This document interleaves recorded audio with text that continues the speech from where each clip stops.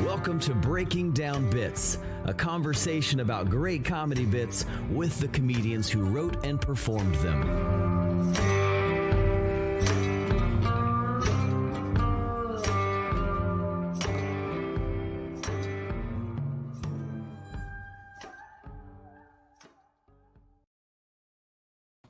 Hey, welcome to Breaking Down Bits. I'm Brian Gendron. Hey, I'm Drew Jordan. We're so excited to be back, plugging away, more episodes coming your way. It's been super fun. If you missed the announcement about the Tuesday mic, we're changing the format of that a little bit and the timing. We're still going to do it, but not every week. We'll find some fun ways.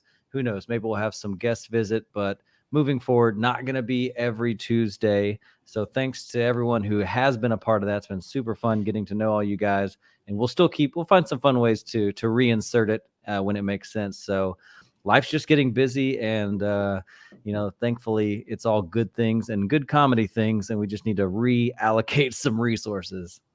Absolutely. But you can still find all of our podcasts that we've done on breakingdownbits.com. And of course, anywhere you get your podcast and YouTube. But certainly want to check back into our callbacks on our last episode with Nick Youssef. What you got, Drew? Yeah, I mean, he was so kind to give us some time while he was on the road, headed to a gig. And I think some of the things that stood out to me was, one, his perseverance. And I think that's key for any comedian. You have to kind of persevere. He talked about his time early at the Comedy Store and the hoops he had to jump through just to get stage time. It's great. Find that part of the podcast for sure. And also just a really simple thing that I totally have used in my comedy writing, and is just simply write it down. Always. Don't wait. Don't think you're going to remember it. You never do. And then you kick yourself. And that one little nugget, as he said in the episode, that one idea, that one phrase, that one fragment could become a killer 7-minute bit that you missed out on just because you didn't have a phone handy or a pad handy to write it down. So no matter what, no matter how dumb you think it is, write it down. I've been on both sides of that where I've forgotten to write it down, and then it's gone and never coming back. And then times when I write down something like, I write down cat asshole. I just write down those 2 words. And that was just fun. It was just stream of consciousness. That's just what was. And it turned into one of my favorite bits, right? So make sure, even if it's just a note, that can fire back up wherever that train of thought was. You never know where it can lead. For me, my favorite part of the episode was when he talked about, we were talking about his breaks that he got along the way, and he talked about taking an acting class. And that's where he met somebody that helped break him into acting, and so getting some acting gigs. I just think about like going into the parallel arts, be it acting, improv, writing, those types of things. I think sometimes in comedy, we get, and especially in stand-up, we get siloed into our own little worlds, into our own communities. And stepping out just a little bit, and then stepping out of your comfort zone, could be a great way to network, expand your skill set, and was something that he considered to be a big break in his career. So something I was almost inspired to sign up for one this morning, Drew, and then I didn't. Well, hey, we all know that, unless you are at the top tier or very nearby, comedy, it can be hard to find income as a comedian. And so this opens up. I mean, he's a writer for Esquire and Brooklyn Magazine. And that's just kind of something that happened through us. So you never know what kind of things you might uncover and opportunities you might find just by stepping out of that comfort zone. So check that episode out, breakingdownbits.com, anywhere you get your podcasts, and YouTube. Ready to bring in our guest? Yeah, let's go.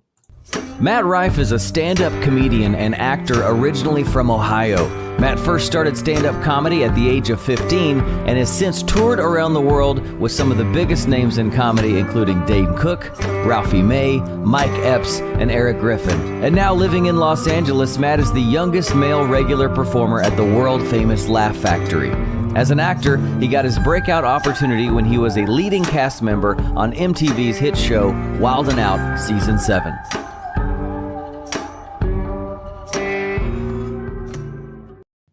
Hey, Matt Rife. What's up, buddy? What's up, man? You guys use the bio my agent uses. Damn. How are you guys? Doing well, man. Good to be back hanging out with you. You were just in Houston a couple weeks ago. Had a killer weekend. It was so fun watching you work, and excited to see this next hour that you're working on.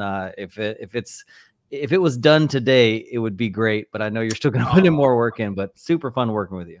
Dude, thank you, man. Likewise, dude. The shows were so much fun. The new hour I'm building is it's very difficult. It's easier in the sense of like after I put out my first special a couple months ago, it's almost like my voice kind of hit me. So it's easier to figure out material, but it's so much harder in the sense that like I had 10 years of working on my first specials material. You know what I mean? Like it was just like, okay, I'm gonna pick and find the best things for over the past 10 years, and we could just put it out there. But now it's like recrafting all these bits and starting from scratch is fucking difficult, man. But you gotta love the process or you wouldn't do it. Yeah, that's what they say. Like especially in music, they say you have your whole life to write your first album, and then after that, there's a timeline. Exactly. And I do feel that. I know a lot of comedians are like, no, as long as you put one out like every 3 or 4 years, it'll be fine. But I don't want to do that. I like pushing myself to have the discipline to if Chappelle and Chris Rock are putting out a new hour every year, it's like if I could at least do one every year and a half, then I'll have more self-respect, I think. That's a tight timeline, but exciting. I mean, like I said, you're already making great progress on that hour, so I have no. Thank you, man. I think you're gonna nail it. Thank you. Houston was very receptive, so I'm thankful for that. So thank you guys for having me. Yeah, you're well on your way, man. You started when you were 15. I actually didn't get that audio when we met. That's pretty remarkable. So how did that begin? How were you able to even get into clubs at 15? Oh man, I became like a fan of comedy when I was like 13, 14 of like Dave Chappelle and Dane Cook. And then my mom won tickets on the radio to see Dane Cook at Nationwide Arena in Columbus, Ohio when I was like 14. And we had like nosebleed seats, of course. And we went, and it was just like, wow, like this is what I want to do. So I remember like the next day I went to school in 7th grade, and this girl, Amanda, who sat next to me for no reason at all, never had a discussion like this. She just leaned over and she was like, what do you want to be when you grow up? And I was like, oh, I think I want to be a comedian. And like on cue, as soon as I said that, my teacher came in and announced that we're having a school talent show. So I did like the school talent show in 7th grade when I was 14. And I loved that. I mean, it was horrible, but I just still really was a fan of it. And when I was 15, I just became more and more in love with it. And I was like living off of Comedy Central's like half-hour specials that they put out at the time. It was like those early 2000s specials. And there was a club about 40 minutes away from me in Columbus called the Columbus Funny Bone. And they're, a very famous franchise and an incredible club. And I looked up these things called open mics, never heard of them before. And I was like, I guess this is where people get started. And every comedy club is pretty much 21 and up.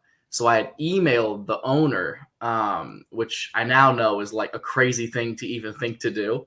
And I was like, hey, I'm only 15 and I know you guys are 21 and up, but like if I had like a parent come with me or something, could I try your open mic? And he said yes. For some reason, I don't know why. I mean, if I was the club owner, I definitely would have been like, why would I risk my liquor license over like a 15-year-old kid? Like, why even risk it? There's no pros to this. But he said yes, and I started going to the open mic every single, I think it was Tuesdays at the time, and things just kind of snowballed. So it's like a 40-minute, you lived 40 minutes outside of Columbus, and that's where the mic was? And yeah. Your parents would drive you every Tuesday? Is that kind of the move? Or yeah, about 6 months into that, I ended up moving in with my grandpa who lives in Columbus, and he, for the most part, it was a bringer open mic. So like you get on the show, but you had to have, I think it was 5 people had to buy tickets to see you. And my grandpa would just buy 5 tickets. They were like $5 each. So he would spend like $25. And the club doesn't know the difference, Yeah. So we would just do that like every week. But it was nice. Like I liked starting there because open mics were like actually legitimate stage time. Like it was 5 minutes in front of probably on average like 30 people, which is so much more doable than how many mics have you guys done where it's like 2 people and all comedians? You're like, this isn't going to be beneficial at all. Most. Yeah. Yeah, How are most. those? Exactly. How are those drive homes after your first couple of open mics? And you got 40 minutes to drive home with mom after you probably just ate it hard in front of a bunch of people. This sounds so ridiculous to say, and I've never really reflected on it, so it's a great question. But I really only had like maybe a handful of bad shows starting out. But I mean, I can't chalk that up like, oh, I was just always so funny and I always had good sets. Like, that's not true. My second set ever is the reason why I don't do big act outs. I did this act out. I was like so confident from the first show that I tried like this bit where I like fell on the floor, like crying drastically, and it was just silent. And I had to get up off the floor. And to this day, I'm like, I will never do an act out that big ever. But I kind of had the factor of being a kid on my side. It's like nobody's gonna boo a kid, you know what I mean? So I kind of had that on my side, but at the same time, you also have people that are like, I don't want to see a kid, so like he's got to make me laugh, or I'm just gonna stay here and be silent. So I mean, it's pros and cons, I suppose. But most of the time, my mom thought it was pretty funny. I will say there's something special about going to your first open mic and getting laughs that first time. I didn't have a killer set my first open mic, but I did get a lot of laughs. In the 5 minutes I got most of the jokes hit. I mean, I'm not saying like hard laughs, but they got a laugh. And that was the fuel, just enough fuel that I needed to be like, okay, I've got something here. I should follow this up. Yeah, because most comedians, it's like you're usually a funny person with your friends or family or whatever it may be. And once you get that laughter, you get comfortable. You gain that confidence. And then it just takes years and years of getting that from strangers before you're finally that same comfortability on stage. Yeah. And I was very lucky. People were receptive my first couple of years in comedy, and for the most part had really, really good shows. I performed in a lot of unconventional circumstances, which now looking back, I'm like, why the fuck would I have done that? But you have to perform in uncomfortable situations so that way you're prepared for anything. Give us an example. You got to hear some of these situations. So a lot of my stage time in the beginning of my career was all black shows. I grew up with all black friends, and a lot of my material skewed towards that, and black took me very quickly, especially when I was a kid. And black people were just so much more supportive and gave me a lot more opportunity and booked me for a lot more shows. However, a lot of urban black shows, whatever you want to call them, shows, at least around Columbus, they were more like lounge type shows, where it's like a live band in front of 13 people, a live band's playing like jazz, or there's like a singer or something like that, and then a comedian goes up. And it's just horrible for comedy. It's not good at all. There's never like a set tone to the show. There's no momentum from like somebody having a good set in front of you. It just completely resets. And again, being the only white person on the show and being a kid, a lot of the times people don't want to see you at all. You just have to work that much harder. But the good thing about black crowds is like if black people fuck with you, they really fuck with you. So if you get on the good side, you're good.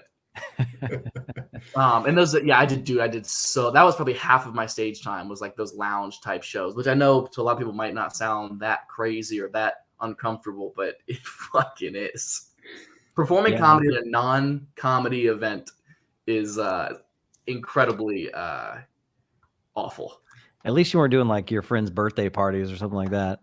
No, that happened. However, I did do probably the most uncomfortable show I've ever done in my entire life. Maybe a year ago, a friend hit me up and was like, "Hey, he's just I don't know exactly what he does. He's like an investor, I suppose, and he connects a lot of people." Yeah. And he was like, "Hey, I have drug this, dealer sounds like. Yeah, drug dealer. Sounds like a drug dealer." So he was like, "I have $1,500 for you to perform at this guy's birthday party to do 20 minutes." And I was like, 20 minutes? Sure. And so he's like, "Yeah, you're featuring for this comic that I also knew." And then he's bringing his own like host or whatever. And we're like, all right, cool. So we show up at this house in Beverly Hills and it looks empty, dead, like nothing's happening. So we just walk inside the house. No one opens the door. We just walk in, and there's just like a family of like 4 women and like 3 kids and like 2 dudes just in the house that looks like they're like mid-move in. Like everything, it's empty in there. And we're like, hey, we're the comedians. And they're like, oh, yeah, we're going to start the show in like probably like 30 minutes. The guy who you're here to perform in front of is upstairs asleep. And we're like, what? They're like, yeah, we're trying to wake him up right now. We're like, yeah, that's usually the best audience. Someone who you woke up. Imagine how angry you'd be being woken up to be like, hey, wake up. There's people here to make you laugh. You're like, they better be so fucking funny. So it's us 3. And there's also a band there that's setting up of like 8 or 9 musicians, all black. So who we're performing for is this Jewish guy and his family for his birthday. So we postponed the show like an hour trying to get him to get up out of bed. And he gets up and he's so drunk. Like it's very clear why he was asleep at like 7:30 p.m. And finally he goes up on the microphone and he's like, we're getting the show started. And it just says the first comic's name. The first comic just goes up. And now you're standing in the living room facing towards the kitchen. And the room is divided. On the right side is this Jewish family. Left side is this black band who also doesn't want to be there. And the first comic goes up and just bombs for like 10 minutes. And he's like, all right, your future comic, Matt Rife. I go up there and I was like so mad at the circumstance that I just roasted everything about it. I roasted the family, I roasted the band, I roasted the house, everything, and just genuinely riffed on how awkward the entire situation was for everybody, and crushed for like 20 minutes.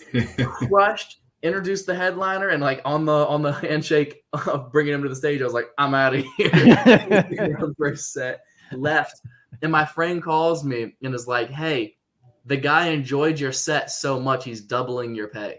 Whoa! We got $3,000 for, a painful 20 sobered him minutes. up. It's like you never know what's going to come in these situations. Yeah, gotta. That's true, man. You gotta take them. You just don't. You don't know. Sometimes you don't know. It could be. It's the circumstances sound like they're the worst ever, and it could end up being double your pay, $3,000. You just don't know. I think the moral of the story is if a Jewish man says, "Come to my house and do comedy," you say yes. You always say yes. That is the new comics. Never forget that rule. Write that one down in your book. Dude, it felt like I had to fuck somebody at the party. Like it felt like I was hired to fuck somebody. It was so uncomfortable. Comedy seemed like the last thing that was supposed to happen at this event. No, if you can call it an event. We really just interrupted this family's wedding. But dude, I've done so many like shows that I was like, man, I don't want to fucking be here. And there will be somebody in the crowd or some comic that's also on the show, and it'll lead to more bookings and better shows. Or I've done really shitty independent movies that I'm like, I'm just doing this for a little bit of side cash and paid practice. This movie's never even going to come out. And somebody who was a PA on that movie is now working on a big movie that I'm doing this May that's like fucking making me a lot of money. So it's like you never know. You just got to say yes to everything. Yeah. So after mom's driving you to the open mics, you're doing Jewish house parties. Mm-hmm. Talk a little bit about the breaks along the way that you felt like made the biggest upswing and opportunity in your career that kind of got you to your where you are now today. So, very, very, very long story short, I ended up getting a manager who owned a comedy club out of Atlanta. I moved to Atlanta the summer of my senior year of high school. And I worked at his club like 9 to 11 shows a week, performing every show, every night, just building chops. And then from there, I knew I wanted to graduate high school early. So I went back to Ohio to start my senior year. And I graduated early, moved out to LA, slept on couches for the first 2 years. And I think it was my first, had to have been within 9 months of being, I think it was like the first 6 months. I was performing at this black club, the Comedy Union down on Pico. It's an urban club. and I was having a really good set. It was one of the few clubs who had booked me at the time because I was new to town, didn't know anybody. And out of there, the booker for BET's Comic View was there, and they booked me for the reboot of the show that they were doing in Atlanta. So that was like my first real break. And then the show, I was the youngest person ever to be on the show, got a standing ovation, and it never aired. They pulled the entire show after one episode. Something happened with like the deal they had, and BET just pulled the entire show. Wow. But it gave me the confidence to be like, okay, maybe I can actually do something. And from there, I booked a couple of small roles on Disney shows, and then I guess Wild 'N Out was like the first big thing that I had booked. I booked that when I was 18, and I had actually auditioned for that when I was 16 in Atlanta, and I didn't get it. And I was so heartbroken about it. But then when I got the show when I was 18, I was like, oh, it was a good thing I didn't book it when I was 16 because I was not ready at all. Like my whole first season on that show was so bad. Like it was just learning and like trying to keep up. It was life-changing in a lot of ways, more than professionally. And from that, it gave me a little bit of a career boost, gave me like a legitimate, what's the word I'm looking for, credit, and a bit of a fan base. And from there on out, I guess, I mean, I hosted the reboot of TRL, which was a fucking nightmare. I did a bunch of stuff for MTV that I, did for money, I suppose, which taught me the hard way. Money does not buy happiness. I thought it would. It does not. You got to be happy with what you're doing, which apparently is stand-up and acting. Yeah, that's awesome. What a great, like, did you get that tape from that Atlanta show? The Bet show. No, they wouldn't give anybody their stuff either. I mean, they own the rights to it. Yeah. The only evidence I have of it is a video on my Instagram. It's way far down when I'm like talking to the camera, and bro, I have like a child's voice still. Like, hey guys, this is Matt. I just want to say thank you to everybody. I had a great time at the tape, dude. It's so embarrassing. That's like the only evidence I even have from it. Oh wow, that's crazy. And then after Wild 'N Out, did that kind of give you the I don't know, like you said, the credits or the exposure to start booking some national dates, just hitting the clubs and stuff like that? Yeah. From there, I around like my third season, my last season on there, was really the time that I started headlining shows, which was obviously a big jump. I had never had to do like an hour of material before. You get comfortable being a feature because the easiest spot on the show, you're doing 20 minutes. It's in the middle of the show. They're already kind of warmed up. There's no pressure. It's easy and it's really fun. You get to tour with people that you look up to. It's a great position. So when I started headlining, I had a little bit of a fan base, but I guess I wasn't quite.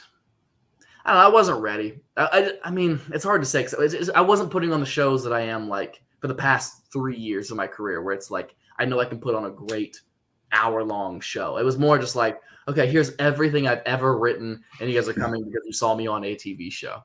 Like now, I'm finally getting to the point where I have like actual stand-up fans. Yeah. What would you say? Is there? I know we'll talk more about writing later, but when it comes to the way you structure a 20-minute set versus an hour set, is there anything that you do differently between those two opportunities? Not just longer, but is there any strategic things you do to set up that set list? Not really. Maybe I should be better at it. Some people are like, some people will make a handwritten list in a notepad, like I'm doing this joke, then to this joke, then to this joke. I kind of have a mental list in my head of like, I'd like to touch on this one and definitely want to hit this one and this one for a 20-minute set. Something that's just more compact that you want to just boom, boom, boom, boom with a little bit of time you have. But for an hour, it's more like, okay, I know what I want to start with and I know what I want to end with. Everything in between, I'm just kind of free floating. Yeah. And then from that, you learn what works before this joke and what works after this joke. Then you start moving it around. Like everything I'm doing right now is kind of still random. Like some of it, I mean, I'm working on my new special now and I want to film it next January, but I'd say I'm only like 25% done with it. And a lot of the transitions would need to be changed. But I prefer the hour because I can really just be loose and be myself. And that opens up opportunities for crowd work and riffing on bits that I want to just workshop. So I mean, I prefer it a lot more. It's looser.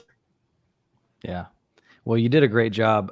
Your set, I thought it was really interesting. Like, not to give away any of your material that you're working on, but the red flag chunk.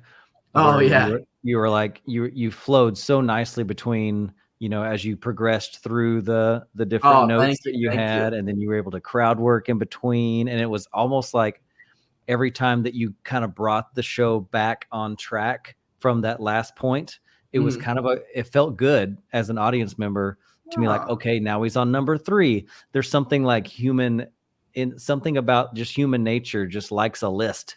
And I just I loved it when you brought it back and said, okay, now we're done with that. We're circling around. And I thought that was super unique. I haven't heard a lot of people do stuff like that before. And it kind of gave a little structure to the set. Interesting. I love hearing stuff like that. Not egotistically, but just because you don't know what people, you don't know exactly how people are perceiving what you're saying. I've done jokes before that I'm like, you know, this joke does okay. But to me, it's like, it's so funny. Like, am I saying it wrong? Whatever it is. And I had like a friend comic be like, it's because it comes across like this. But I'm like, well, that's not what I'm saying. Well, it sounds like that. And you'll go, fuck, why? I had no idea it sounded like that. So, I mean, I appreciate the feedback. That's why whenever another comic has like, you know, a punch up or a tag or any notes on a bit, I'm never going to be like, yeah, I don't take notes. I'm like, yeah, if I think it's stupid, I'll forget it. And then, but sometimes you need to hear it. Yeah, at the end of the day, it's your responsibility to decide what to do with it. But yeah, exactly. But I mean, yeah, you should never be so egotistical. You just get rid of everyone else's criticism. I think it's interesting because Brian and I are both getting a few more feature and now a few headline opportunities. So I've noticed in my brain as these opportunities have come up, you know, it's interesting. My brain is really running like, what do I need to do differently here? Should I structure this differently? So just as someone who's just getting a couple of those opportunities here and there, it's really my brain's just turning a lot as I'm considering how to put a set together that's much longer than what I typically do.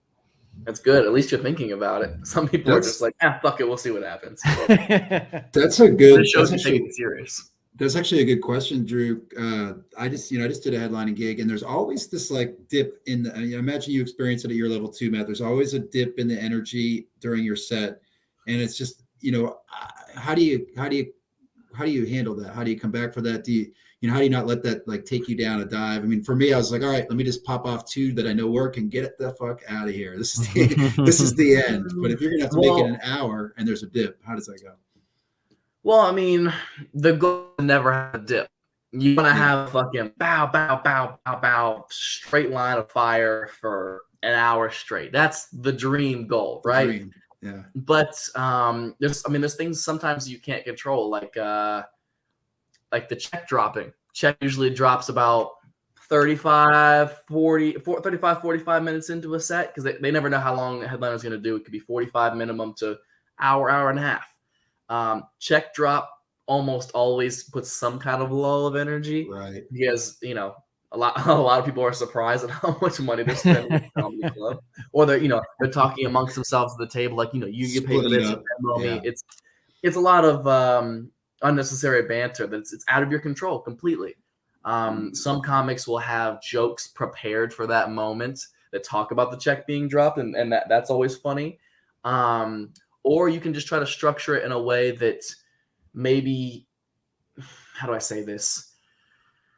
For me right now, if I'm doing a full hour, I have a joke that's kind of a long story, about 35 minute mark. So it's like people can choose to listen to the story or not. They're not going to feel like they missed one independent, really good joke. It's a story. Choose to pay attention to it or not. At the end of it, it's going to be a big punchline. We all laugh. Awesome. Or you can break it up and you can be like, do I want to just waste this 5 minutes with a couple of short little jokes while, you know, that only 65-75% of the audience is really listening to right now because they're handling that moment. So, I mean, there's different ways to structure your set around what's going to be happening at the club at the time you expect a lull. But if you mean materialistically or energy-wise, that's sometimes it's you. Sometimes it's your energy. Sometimes you'll get so comfortable. Like for me, when I first started doing an hour, I'd be like, well, I'll just sit down on the stool at the 40-minute mark because everyone knows I'm comfortable. I'm so comfortable. But not realizing you still have to keep their attention. Yeah. I mean, sometimes you can get too comfortable. That's a great point because like, yeah, we wouldn't even like, yeah, if you get into a rhythm and you start shutting down with your delivery energy, the audience is going to mirror that back to you. Absolutely. Yeah. If you come out rapid fire and then people are just, oh, I don't have a moment to breathe. That's what they're going to be expecting for an hour. So for me, I don't love having a really high energy comedian open for me because that's not my energy or my style. And I don't want the crowd to expect that, or I don't want to have to bring them back down to like a listening level. So I mean, yeah, there's a lot of factors that come into play, and you just have to see what works best for you. That's the thing about this job is like there's no blueprint. Everybody and every show is going to be different. It is pretty smart though. We talk a lot about just being comfortable on stage, and that is a big part of connecting and getting the audience to follow you along. But then you're like, hey, that could be taken too far. That can go, you're too comfortable on stage. So you do have to find the right balance. That's absolutely. And that was a thing that took other comics telling when I was preparing my hour for the special, I mean, months beforehand, but I was telling people this is what I want to do. I would have veteran comics like Finesse Mitchell has been a friend of mine since I was like 16. I was opening for him in Richmond, Virginia, at a club called Sandman Comedy Club, which I'm going to be at in a couple of months. Check it out. Shameless plug. Check the dates, mattrife.com. It was a 2-man show. So he was like, do 40. I want to see what you're working on. And I started doing this bit. Now the bit, to me, the reason I sat down is because I'm settling into a story. So I want everyone to like also feel leaned in and comfortable. And he was like, when you do that, you lose the energy. It feels like you don't want to perform this story. It sounds like you just want to tell people like you're talking on the phone. And I was like, really? He was like, I promise you. He was like, do it again the same way you just did it. Do it and think about what I told you. And I did it exactly the same way, sat down, and I noticed, I was like, oh yeah, some of the punches don't hit as well. I was like, okay, now let me act this out a little bit more, put more energy into this moment and not sit down. And the joke worked 3 times better, I'd say. So crazy how sometimes the smallest change does make a difference. And that's why I guess it's so important to go back and watch your sets, listen to your tapes, and find those little tweaks, because it's wild how the smallest edit can take a joke from silence to a big laugh. Absolutely. However, at the end of the day, it is your decision. I'm working on a joke right now that I'm not going to ruin it. Maybe you guys remember from the show. It's not very PC. It definitely has potential to be offensive, and I can 100% understand why certain people wouldn't like it. But literally yesterday, the reason I'm determined to figure this joke out and make it work is because although, yes, it can be offensive to some people, and it shouldn't be, because it's coming from a non-offensive place, and if you listen to the context of the joke and who's saying it and how it's being said, it shouldn't be offensive, but it is a triggering topic. As much as I understand that and respect that a percent of every audience I ever do this for, it might not be comfortable with it. The first time I ever tried this joke and why it made me want to keep doing it is I literally had a guy stand up like 10 rows back in the crowd. He stood up and said, yo, repeated the punchline. It said, is the funniest shit I've ever heard. And I was just riffing on it. I was like, fuck, maybe there is something to it. And then yesterday, I think I still have a screenshot of it. Guy messaged me. Oh, I didn't screenshot it. Oh, wait. I can't show it because I'll give it away. But he DM'd me from a show I did a week prior. He goes, funniest joke I've heard in years, and then quoted the punchline for it. Great job at this show. I'm still laughing at that. So it's like, I have to decide, is making certain people laugh so hard at something worth this joke probably never working 100% of the time? I feel like it's a joke relating to gender. Fair enough. Is that the one we're talking Yeah, about? yeah, that's fair.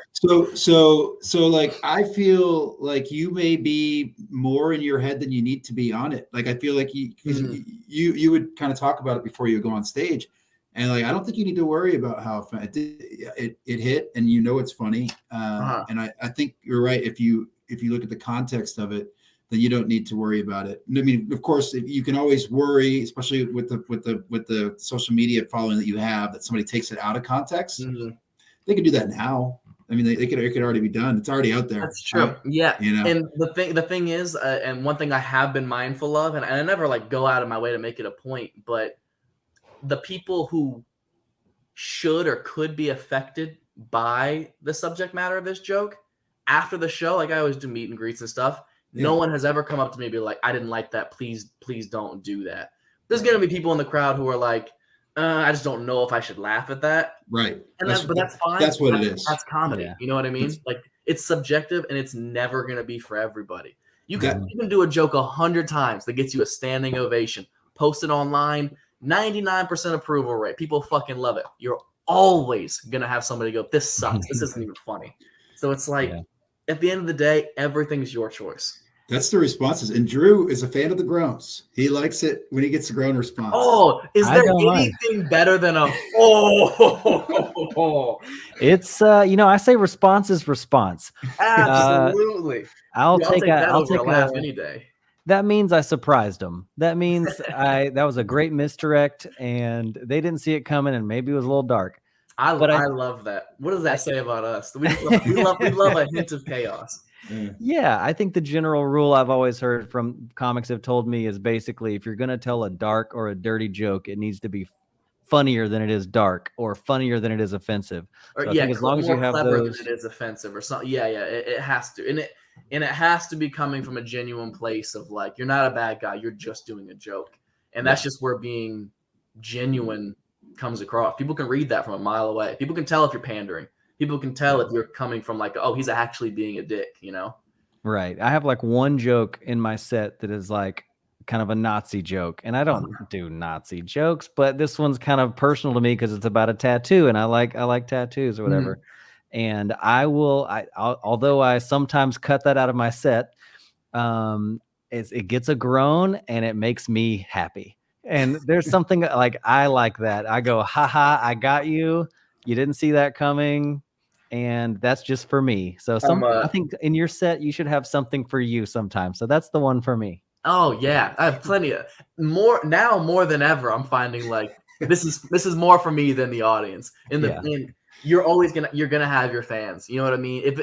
I've never, of all the material I've had in fucking 11 years doing comedy, I haven't had people have such a reaction to a punchline that makes me be like, huh, this. And I keep doing it because not for the reaction, but because it's funny to me. So I'm determined to get you to understand why it's funny, so you can laugh at it as well.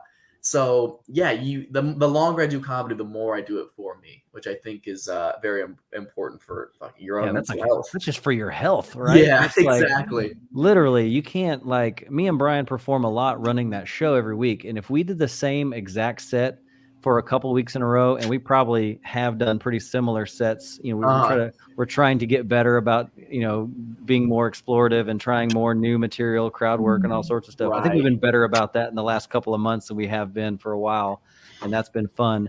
But telling the same jokes in every night back to back like a road comic, that's got to be a little brutal. Oh, absolutely.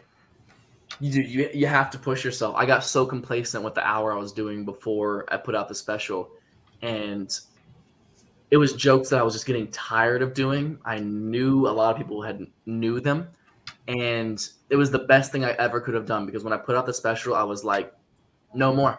Don't do that shit anymore. Force me to write new shit. And now when I'm doing my full hour, I only repeat like, I think 2 jokes that I did on my special, which, I only put it out like 3 months ago, so it's not bad.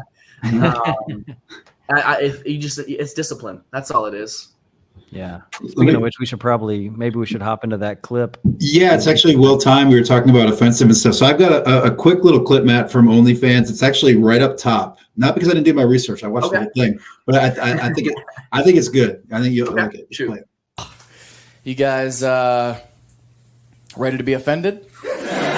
No, don't fucking say that and then go on Twitter afterwards like, oh, Matt has some opinions of his own and end my fucking career, okay? Just want to have a good time tonight, all right? Comedy almost isn't fun, okay? Happen to adhere to everybody's sensitivities. Since when? That shit is so new. Remember like 3 years ago when no one gave a fuck about how you felt? Like 3 years ago, if you were in public and we were like, I don't like, a stranger would come up and be like, shut up, bitch, and punch you in your chest. Like, now I hurt on the outside and the inside. I feel like we've gotten so sensitive as a society, man. We've gotten so soft. Like fresh out the pool dick soft. That only the fellas understand that. You get out that cold water, you don't even recognize yourself anymore. You're like, whose dick is this? Who put a baby dick on me? That's how I feel like we are as a society, man. Just on soft. It's exhausting. Man. The metamorphosis of the hair. So many times in editing, I'm so sick of it. I figure as much. It's pretty fresh. But I got to tell you, like your social commentary, you always have, whether we talk about gender, you talk about dating, race quite a bit. You have a really good handle on social commentary, especially for a young man like yourself. And then you're able to kind of take it into these punchlines, which are kind of silly and fratty and fun, like baby dick. Like it's cool to watch. It's cool to watch that transition in such a short period of time, but be able to tackle these bigger issues and make fun of them. No, of course.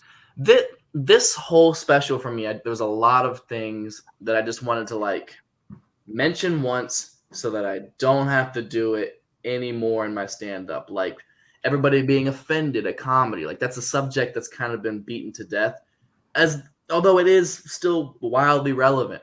So it was like, okay, let me touch on it in the beginning of the show, say one thing about it, and then I don't have to mention it anymore. Same with I do a bit about like, my looks, like 8 or 10 minutes into the special. I wanted to do that whole chunk in this special and put it out there so that I don't have to talk about that anymore either, because everyone always fucking brings up my looks when it comes to stand up. And it's like, okay, cool. All right. I get that you think I'm this. I get that you see me as this or whatever. But now that I've talked about that, can I just be a comedian? Can I just talk about silly, funny shit?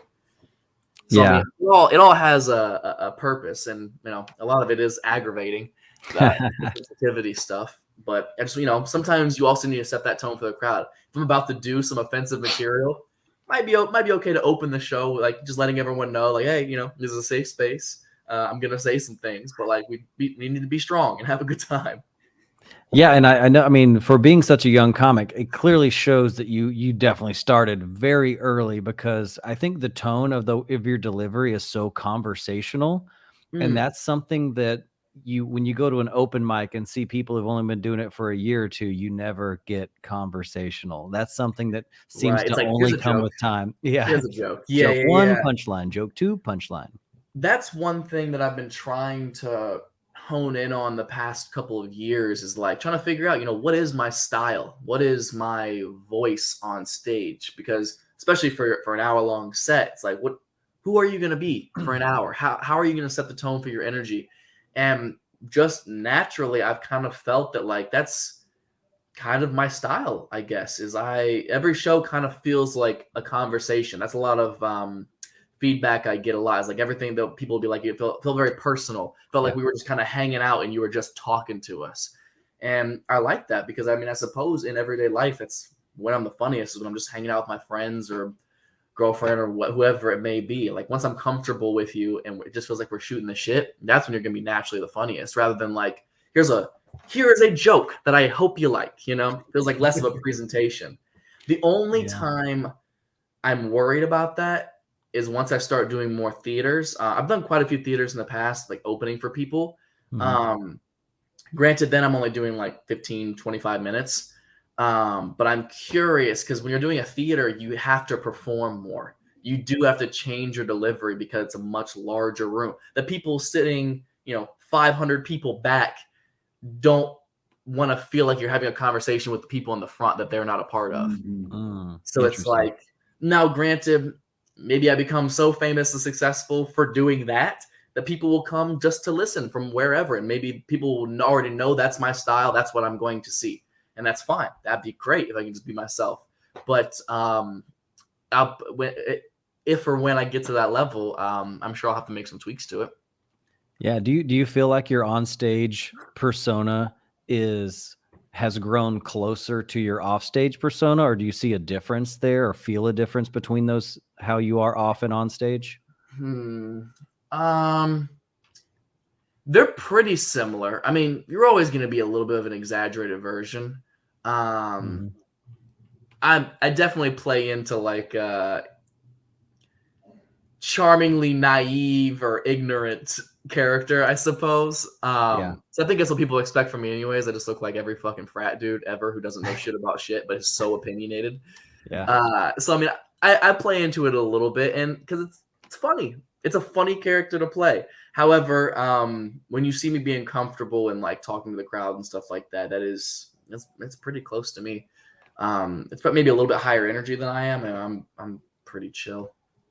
Yeah, I'd say that. I mean, even in our interactions the other weekend, I would say that's true. Like, you are yourself. Feels like you're kind of yourself, but higher energy, and definitely turned up a few notches on stage. For sure, as you should be. Yeah, thank you. But I just mean, like, I mean, in comparison to comics who, some comics get on stage and they're like, "What's going on, everybody?" And then they get off stage and they're like, "Hey, what's up, man? How's it going?" It's not that drastic, My favorite ones are there's some comics that get on stage. There's a couple that are really good that I've worked with recently, and this girl will get up on stage and act incredibly nervous, and her character on stage is like this nervous Nelly, and then she gets off stage and she's just chill, fun person. But that's her on stage persona, and it works, and she gets laughs, and it's great. But it's very strategic. It's very. You know who does that character very well? Jeremy Hotz. You know who that is? I'm not sure I know him. He's a Canadian comic. He works in LA a lot as well. I mean, he was very big in like the 90s and stuff. He's an older guy, probably like 50s, 60s. Is he that guy that kind of like whimpers? He's like, I don't know. Like, kind of like yeah. That's his whole. And the characters, it's very funny. But you talk to him backstage, he's just like this. He's very normal. Right. I remember he had a bit about how he was nervous because his garbage man, like something happened, and he spilled like. For some reason, he had like a feminine product and some ketchup or something happened in his house, and he put it in the trash can, and he was like, "My garbage man's gonna think I had a terrible accident," or something like that. And that guy was hilarious. I always wonder how people get stage personas like that. Like, is that something that just kind of developed on stage from you actually being nervous, and you're like, "Oh, maybe I can play into that." People like that character, or if you went into it being like, "I know this is gonna be funny. I'm just gonna try to be this." Well, that's like the story of. I think that's kind of the story of Andrew Dice Clay. Was like that was just like a weird persona that he'd do in his act a little bit, and then eventually it took over his entire act. I think I did hear the same thing. Fuck, it worked out. Yeah, for sure. My God. Let's do this because we ask everybody this question about writing. So really open-ended. How does Matt Rife write comedy? Man, that's so tough, and even I don't know the answer. Actually, now that I'm finally back in LA for like a big chunk of time, I've been gone nonstop this year, which is a great problem to have. But even I lack the discipline. I don't write every day, and I should. I wish I could. Most of my material will happen.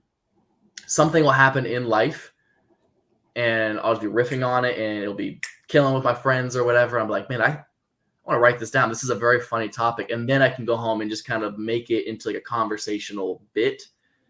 So to speak. But now my first real experience with being like, oh, maybe I can do this was like maybe a month after I shot my special. I went up to DC where a friend of mine, Martin Amini, runs a great room that sells out. Like, it's only like 60 people, but he sells out literally every single day of the week. It's a great crowd. And I was like, I want to come just work out new shit. Like, I go into doing a 45-minute set with no material whatsoever. And went to a coffee shop at like 10:30 in the morning, and I sat there till like 5 p.m. just working on like 2 bits, and I got them done. I did them the first night I was there, and now they're my opening and closing bits for my new hour. So it was wow. like if I realized if I sit down and I have a general base of something I think could be funny, and other people will like it, then I can craft it into something. So actually starting, well, hopefully today I'll have some time. I want to do the same process, just go somewhere, be outside, and just force myself, turn off my phone, don't get on social media or anything, don't listen to music, like just sit down and look like a crazy person at Coffee Bean just doing this. You look absolutely insane because you're just thinking. You're not writing it freehand, being like, oh, we'll see what goes along. You're just going like, sir, did you lose your MacBook? What's going on? You just look like a fucking psychopath. Well, also that's a good strat. I mean, I think that probably something I've done too much, and maybe a lot of comics feel this, is we spend a lot of time polishing turds instead of investing in and when you find a bit that really is good, it kind of happens and you get excited about it and you write and it's it's good stuff. But sometimes we want to make a joke work so hard and it's not really organically going to happen. It's not happening and you're trying to force it. Yeah, exactly. Oh, that's the worst. Yeah, I've had plenty of those. Like, oh, this is going to be great. You tried a few times. You're like, fuck, maybe this just doesn't work. All right, that's fine. That's fine. Whatever. But I mean, everyone, again, this is something that it's all up to you. Everybody's process is different. I know Neil Brennan sits down and writes like 3 hours a day. You can just sit down at a desk and fucking write. And I know like Dane Cook doesn't write anything down. He just goes on stage and riffs on a topic and just kind of works it out on things that he's mentally prepared for. And I guess I'm just kind of right in the middle of that. Yeah. I think those guys like Neil are natural writers, and I think you're more of a natural performer. Not to say that you don't write, but no, I think I probably agree. On that continuum, you probably land more on that side than writing. Yeah, I think so. And it's like, you can't force it. If you're not that, you're not that. However, it's like, it's like going to the gym. If you don't like lifting your legs, it's fine. You don't have to. But if you want to be more well-rounded, probably try it a little bit from time to time. I'm at that Lifetime. So Matt's one of the few comics that took me up to come to Lifetime. I'm here right now, dude. Dude, are you in the office space? I am. Yeah. Are you in one of the little pods? I am. That's man, dude, it was so sick. You know the best thing about that gym? Didn't see a single dick in the locker room. It was very classy. Oh, it's full of dicks when I'm here. Yeah. But no, it's good. That's another thing too, man. When you're on the road, you got to take care of yourself. Something that obviously you take very seriously that a lot of comics forget about, let slip, and can really bite them. Oh yeah, you got to have some kind of routine, man. I mean, comedy unfortunately can't be your entire life. Yeah, you see so many comics that hit the road and they're hilarious, and it seems like the funnier they get, the fatter they get. Yeah, you're like, they're working all the time, and you're like, this guy's real funny. Well, there's also nothing funny about what movie is it? Well, it's I think it's Funny People with Adam Sandler. I think. Oh fuck, was that it? Was that the movie? Somebody said, Jonah Hill says it in some movie. I think that's the movie where he's like, "There's nothing funny about a physically fit man." He's like, they want to see you fat. They want to see you out of shape. They want to laugh. They want to expect to laugh at you more than with you. Yeah, there is something about feeling superior to the person telling jokes or something like that. There's something about that. They like the self-deprecation. They like feeling. There's something going on there in the psychology of comedy performance that if you get up and you're this good-looking guy with ripped abs and you're funny, it's like it makes them sad in the audience. They're like, wait, fucking weird. He looks great. He's in shape and he's funnier than me. I'm gonna go home and hang myself. I don't know what's going on. I was gonna say you are supposed, like, there's a thing in comedy where if you do, because you're in good shape, you're a good looking guy, right? Like you're supposed to have to disarm the guys on dates because they're like, oh, my chick's into this guy. But I think you figured out a way to do it. A lot of people say you have to dress it right up top, and you didn't do it in your special. We just watched how you started your special. You're able to do it in your charm, and you're able to connect, like you said. You're just like another one of their frat guys or something. Like, oh, I like this dude. I could imagine hanging out with this guy when I was in college, and that's how I literally felt. And so I wasn't worried about you stealing my girl. Good, because I will. That's exactly how I want this game. Good. I want you to feel unthreatened, and then I fucking swoop in, and now I raise your kids. No, it's I mean, Matt, that's exactly steal your girl, Rife.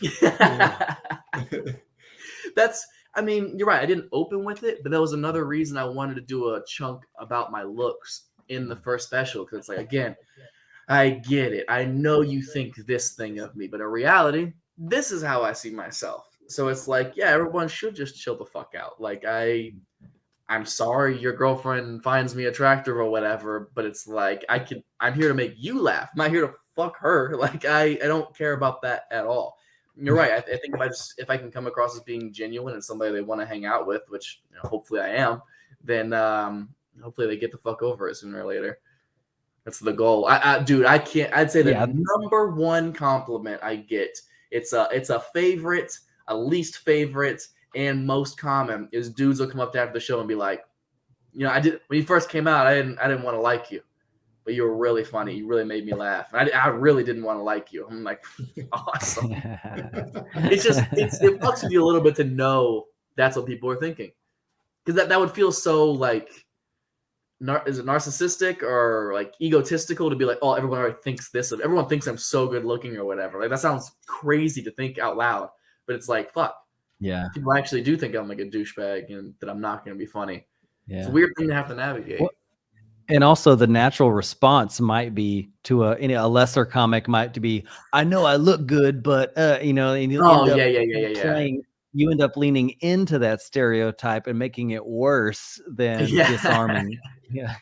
But luckily we have fuck boys to give us endless material, and I fit the description perfectly, so I can always play into that. And I don't mind self-deprecating because I don't take myself serious at all. So it's not like I'm doing it for their pleasure. It's more like, hey guys, yeah, I know I look like this. It's fine. It's fine. I could I fuck your girl? Probably. Yeah. I can hold her close, or laugh. Another thing we like to get into with writing is preparing for a set. Are you a set list guy? Do you how tightly do you stick to that set list? And is there also anything at the very last second before you step on stage that you do to prepare for that performance? No, I mean, I feel like we kind of talked about that earlier with like the hour versus like a 20-minute thing. No, I don't particularly plan like beat by beat by beat usually. I usually know what I want to end with, and I know the first like bit that I want to open with usually. However, most shows, I'd say like 85% of shows, I like to start out with something, not necessarily topical, but like something with somebody in the crowd or the venue or something in the moment to make the show seem, how do I say this? Make it seem authentic or genuine or something. Not that I'm like coming out there to be like, all right, joke number one. It's just like, hey, I'm here. Let's fucking talk about the situation. Same as if we sat down at lunch at a weird looking restaurant, or if we sat down at a restaurant and there was somebody dressed fucking weird to the side. Wouldn't we sit down and be like, what the fuck is this? You know what I mean? Like, just kind of being in the moment. And I want the show to feel like that. And then we can transition it into bits that I want to do. That's I think the kind of a veteran move. I was at an open or not an open mic. It was actually a little show over at this comedy club in town, and one of the great Houston comics, Zod Devji, walks in the room, and the lighting was kind of funny. And I was about to go on stage, and he kind of noticed. He's like, "It looks like Batman Forever in here," because it was like green and blue. And I was like, "Oh, how could I have missed to take a look at the surroundings and comment on that? Like, don't miss those opportunities for what's going on in the room, because it really does kind of ground everyone. Like, okay, he's here, he's in the room with us, he sees what we see, we're in this together. Yeah, it's a lot like acting in the sense that like you have to be true to the moment. Like, if somebody's wearing a gigantic fucking hat in the front row of a comedy show, and you don't acknowledge it, people are gonna be like, does he not see this? Like that would be just, it'd be distracting me. How does he not notice that? Like people want to feel like you're genuinely in the moment. And I also want to feel like that. They can bait you though. I remember I think it was Jeremiah Watkins was on the show, and there's this woman. Who was she dressed as, Drew? Like a cockroach. A cockroach. Is it a Halloween show? No. And her husband. Like, leave it alone. He was in a suit and she was a cockroach, and they said it was a Men in Black cosplay thing. Uh-huh. Everyone else was dressed regular? Yeah. It was like 2 months ago. Yeah. And he was like, don't touch it. He's like, just leave it alone. They want attention. Like, just leave it alone. Like, it's an interesting technique. I would feel needed to say something about it, but I'd probably say something mean to shut down whatever ego they have going on looking for attention. I would do something similar, but I would still want to make a joke at their expense. Just because it's obvious. He eventually did it. I think it was him trying to have us leave it alone so we can get to it, maybe. Quite honestly, but yeah. That's a good move. That's a good move. He shut us down from talking about it, so he could be the only one. I believe that 100%. That's a solid move, actually. Veteran move. All right, I see what you're doing. Let's fire off last laugh, and we'll get this thing going. Let's play this graphic.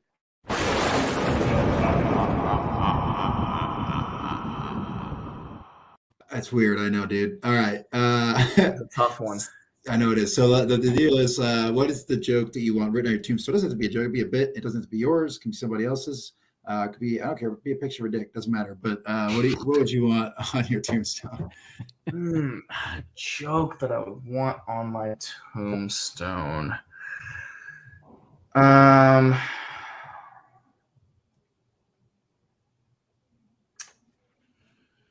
I would want, here lies Matt Rife, 1995 to whatever year. And I want winner of the 2025 NAACP award.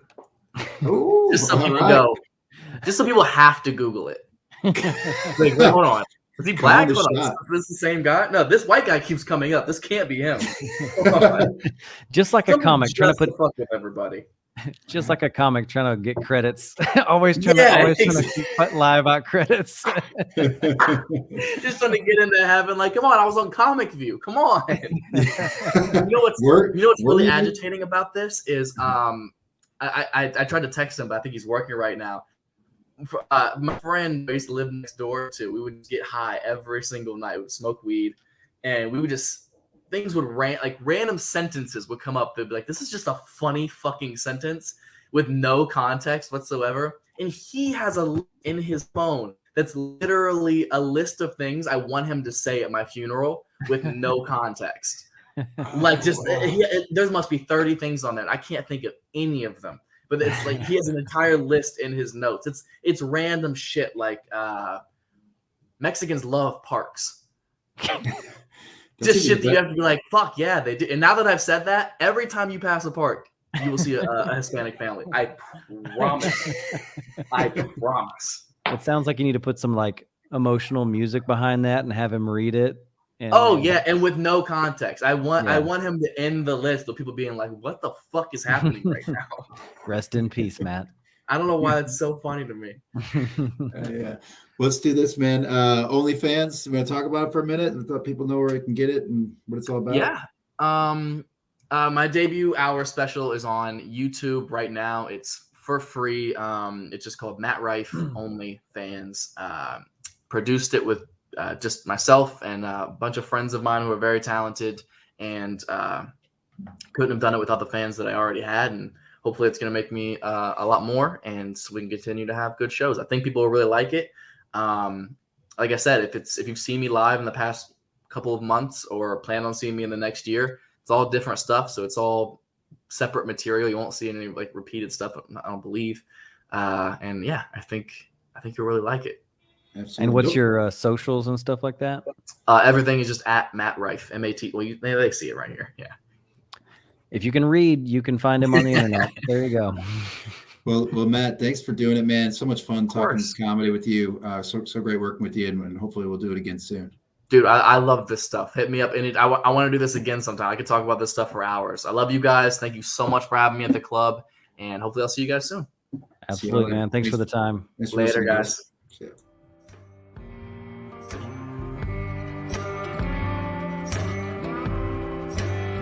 Thanks for listening to Breaking Down Bits. You can keep in touch or get more when you follow @Breaking Down Bits on social media, visit the website breakingdownbits.com, or shoot us an email at breakingdownbits@gmail.com.